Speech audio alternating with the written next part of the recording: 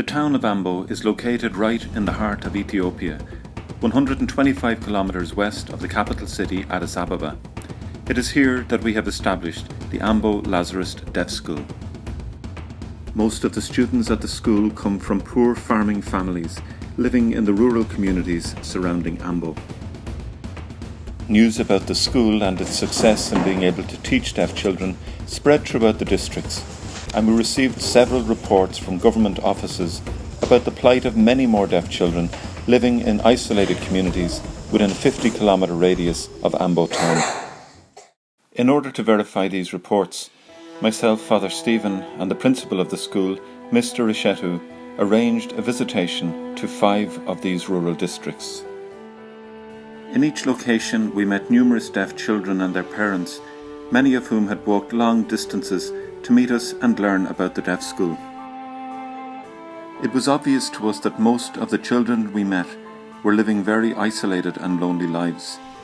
They had never been to school, had no formal means of communication, were stigmatized by their disability, which some people in the villages considered to be the consequence of a curse on the family.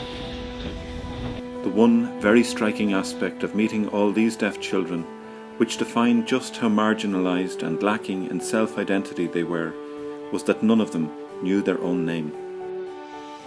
One of the places we visited was the town of Inchine, a 3.5-hour bus journey from Ambo. It was rainy season, and we even had to help dig the bus out of a mud hole in the road. Inchine is a small market town seemingly located in the middle of nowhere. Yet, on the day we arrived, over 20 deaf children and their parents had gathered at the offices for social affairs to meet us and learn about the Ambo Lazarist Deaf School.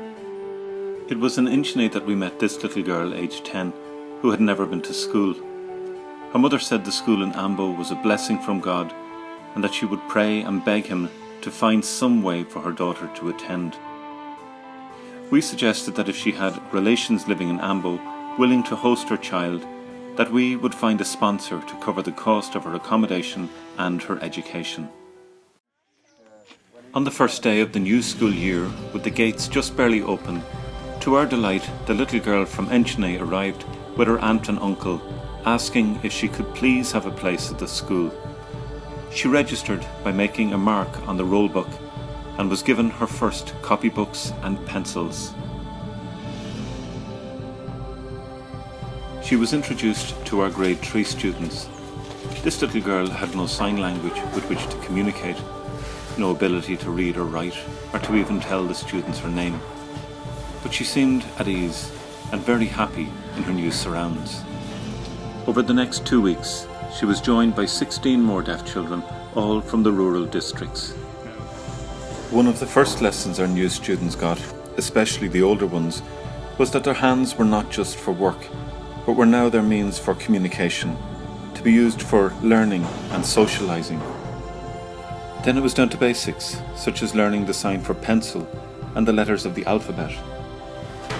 Our older students were very keen to assist the new arrivals to get their fingers and hands around this new means of communication.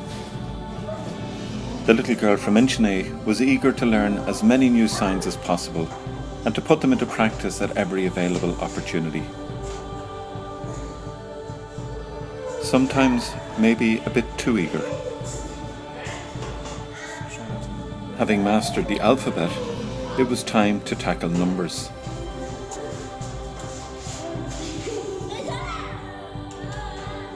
And for a 10-year-old who had never been to school before, her written work is exceptionally good.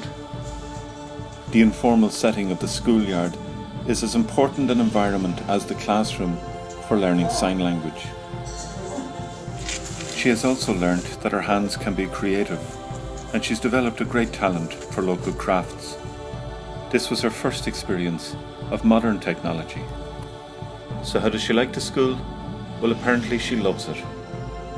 When we first met this little girl in Inchine, her mother said she would pray and beg God that her child would be able to attend the Lazarist Deaf School.